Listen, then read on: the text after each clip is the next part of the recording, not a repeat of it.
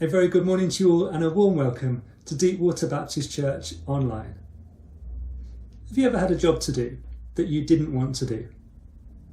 A job that perhaps you don't feel that you've got the skills for, or you just don't know where to start?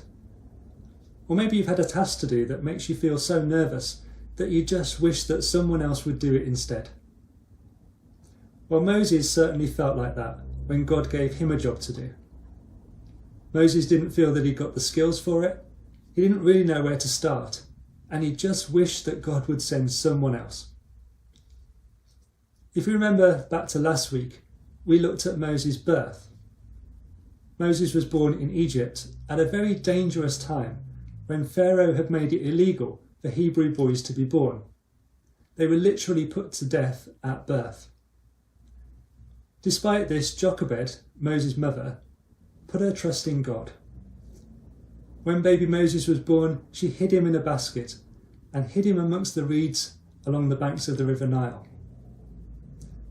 And we left the story last week when Pharaoh's daughter had found baby Moses, but she had compassion on him and took him in, and later she adopted Moses as her son. So Moses grew up as a prince in Egypt, but he always knew that he was a Hebrew.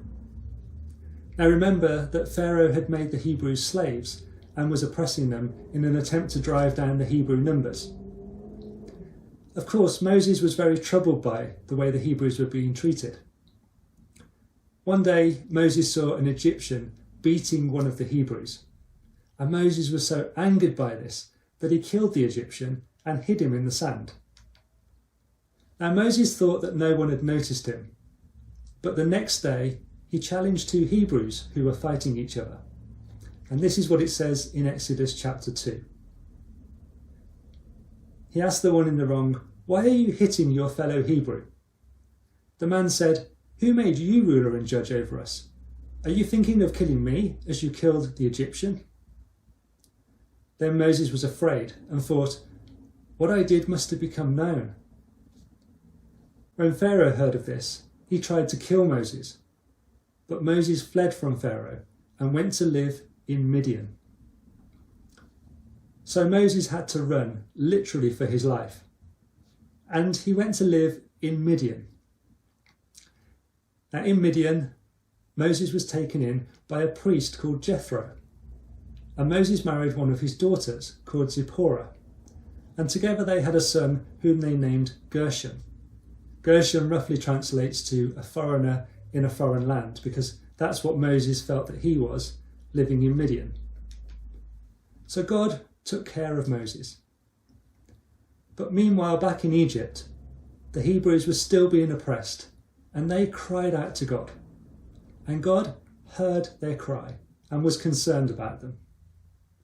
See, God cared about Moses, but he also cared about what was happening to the Israelites. So God had a plan to rescue the Israelites from their slavery. And God's plan involved Moses. I'm going to ask my wife Ruth to read the first part of that story for us from Exodus chapter 3. Now Moses was tending the flock of Jethro, his father-in-law, the priest of Midian, and he led the flock to the far side of the wilderness and came to Horeb, the mountain of God. There the angel of the Lord appeared to him in flames of fire from within a bush.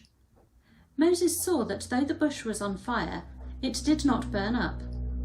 So Moses thought, "I will go over and see this strange sight, why the bush does not burn up." When the Lord saw that he had gone over to look, God called to him from within the bush, "Moses, Moses." And Moses said, "Here I am." "Do not come any closer," God said. "Take off your sandals, for the place where you are standing is holy ground." Then he said, "I am the God of your father, the God of Abraham, the God of Isaac, and the God of Jacob." At this, Moses hid his face because he was afraid to look at God. The Lord said, "I have indeed seen the misery of my people in Egypt. I have heard them crying out because of their slave drivers, and I am concerned about their suffering. So I have come down to rescue them from the hand of the Egyptians, and to bring them up out of that land into a good and spacious land, a land flowing with milk and honey, the home of the Canaanites, Hittites, Amorites, Perizzites, Hivites, and Jebusites. And now the cry of the Israelites has reached me, and I have seen the way the Egyptians are oppressing them. So now go, I am sending you to Pharaoh to bring my people the Israelites out of Egypt. So God's rescue plan to bring the Israelites out of Egypt would be spearheaded by Moses. But it was a job that Moses didn't want to do. He felt totally inadequate for this job. And so Moses gives God 5 objections for doing the job that he asked him to do. The first of Moses' objections is, "Who am I?" Moses said to God, "Who am I that I should go to Pharaoh and bring the Israelites out of Egypt?" Moses was suffering from a very common condition called imposter syndrome. You may have had it yourself. It's when you have a job to do and you don't feel as though you've really got what it takes to do this role. You don't feel as though you're fit to do the task. So it might be the thing that you do for a living and you get paid to do this job. But there are times that you're given a job to do and you feel a bit out of your depth. And that can make us feel incompetent and sometimes a bit of a fraud, because we're supposed to be the professional who knows what we're doing. And you'd be surprised how common this is. And certainly Moses seems to be feeling like that. So Moses asked God, "Who am I?" And God said, "I will be with you, and this will be a sign to you that it is I who have sent you. When you have brought the people out of Egypt, you will worship God on this mountain." So God didn't really answer Moses' question. It didn't matter so much who Moses was. What mattered more is who God is. See, Moses was concerned about the qualifications that he had, that he didn't feel qualified to do this job. But the only qualification that Moses needed was that God had sent him, and God would be with him. So this was God's reassurance to Moses. He was the right person. It wasn't a mistake. He hadn't misheard. God was calling him to do this job. So Moses' second objection is, "Who are you?" Moses said to God, "Suppose I go to the Israelites and say to them, 'The God of your fathers has sent me to you.' And they ask me, 'What is his name?' What then shall I tell them?"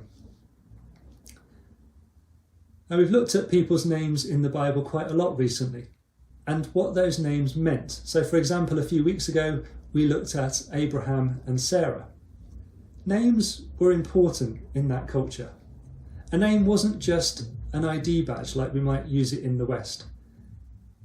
In the Eastern culture, and particularly in the ancient times, names told you something of the character of that person.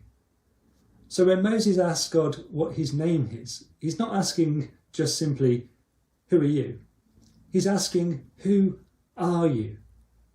God has already told him he's the God of Abraham and Isaac and Jacob. Moses knows that.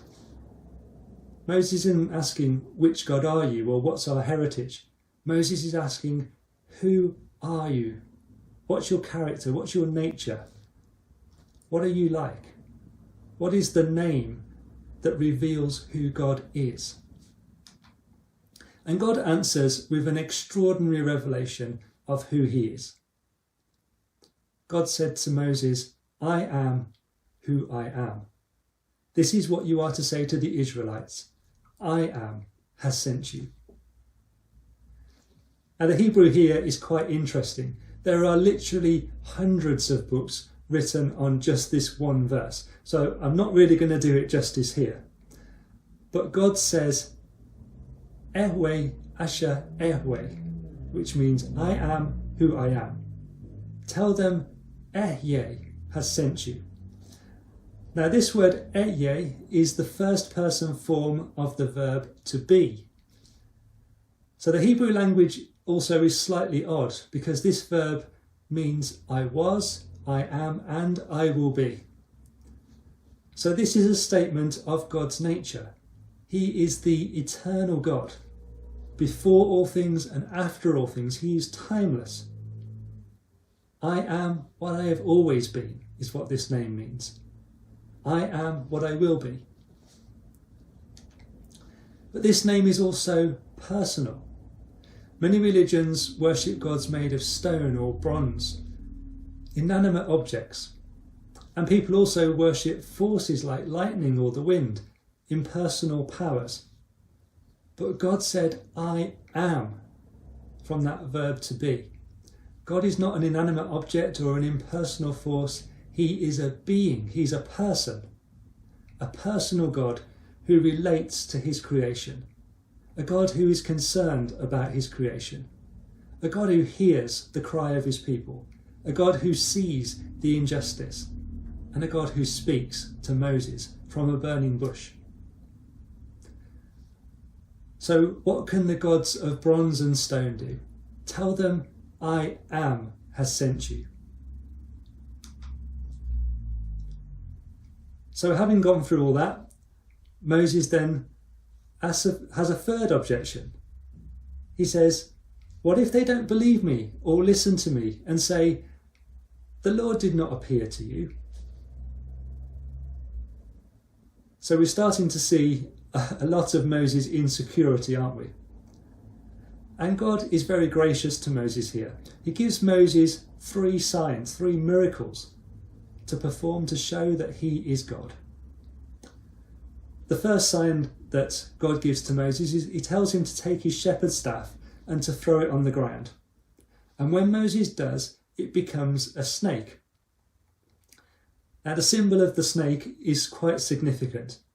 Throughout much of Egypt's history, the Pharaoh wore a cobra made of metal on the front of his headdress. And this was a symbol of the sovereignty of the Pharaoh. So this symbol of a snake says something about God's sovereignty.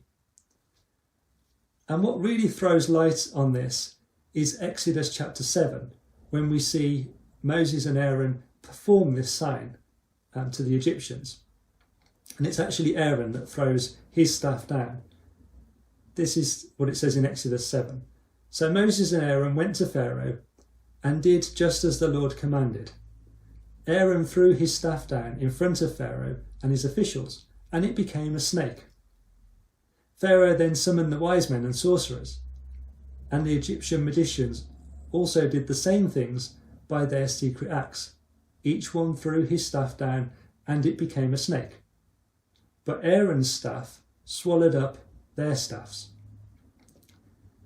Now, can you see the significance of that verse and the symbolism in that? So the snake, the symbol of sovereignty of the Pharaoh, Aaron's staff, which was the sovereignty of God, swallowed up their staffs, the sovereignty of the Pharaoh. Quite a powerful image when you think about it like that, isn't it? The second sign that God gives to Moses is he tells him to put his hand inside his cloak. And when Moses pulls his hand out, it's covered in a skin disease similar to leprosy. And God tells him to put his hand back inside his cloak. And when he pulls it out again, the leprosy has completely gone. His hand is completely cured. So this is a sign that God is sovereign over disease and sickness of any kind. And later, Pharaoh will learn the hard way that God is also sovereign over life and death. But then God says to Moses, but if they don't believe these 2 signs or listen to you, then take some water from the Nile and pour it on the ground. The water you take from the river will become blood on the ground. The Nile was really significant to the Egyptians. It's what Egypt was built on. The Nile was the very lifeblood of Egyptian life. They believed that the Nile gave life. There was even some belief that the Nile carried people from this life into the afterlife. So the Nile was really important. And Egyptians considered that the Nile gave life. But God was showing through this symbol that he was in control, that he was sovereign, even over life and death. And then Moses gives a fourth objection. Moses said to the Lord, "Pardon your servant, Lord. I have never been eloquent, neither in the past nor since you have spoken to your servant. I am slow of speech and tongue." So Moses was basically saying, I'm no good at public speaking. Moses was insecure about speaking. Some say that Moses had a speech impediment, but whatever the case, it's clear that he's not very comfortable at speaking in public. So how could he speak to Pharaoh and challenge him? So the Lord said to him, "Who gave human beings their mouths? Who makes them deaf or mute? Who gives them sight or makes them blind? Is it not I, the Lord? Now go, I will help you speak, and I will teach you what to say." So God is really answering all of Moses' objections here, isn't he? He says, I will tell you what to say. I will help you to speak. I made your mouth, Moses. I can help you to speak.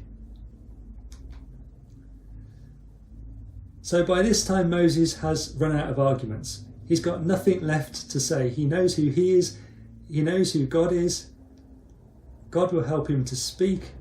God's given him these signs to perform to show that he is sovereign over all things. So now Moses just says, "Lord, pardon your servant. Just send someone else." Moses is being really honest here, isn't he? He's run out of arguments, but he's still very nervous about speaking. So he simply says, "Please send someone else."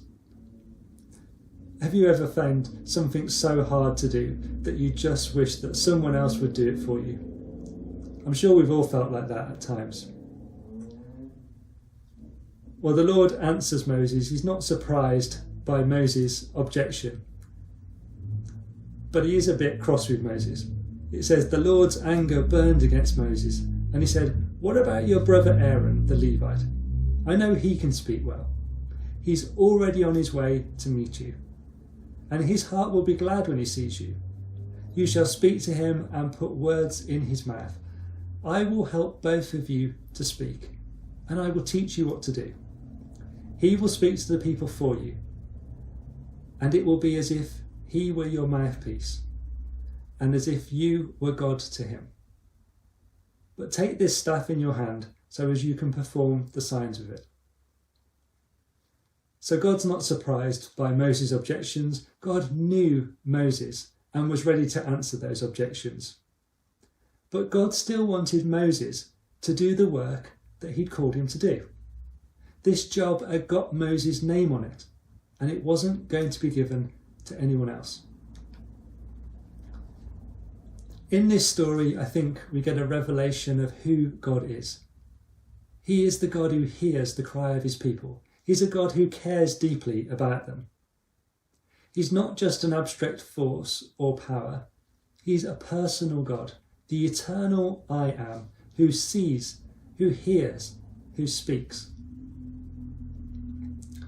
He's a God who knew Moses inside out. He knew how to get Moses' attention with the burning bush. He knew all of Moses' insecurities even before Moses voiced it.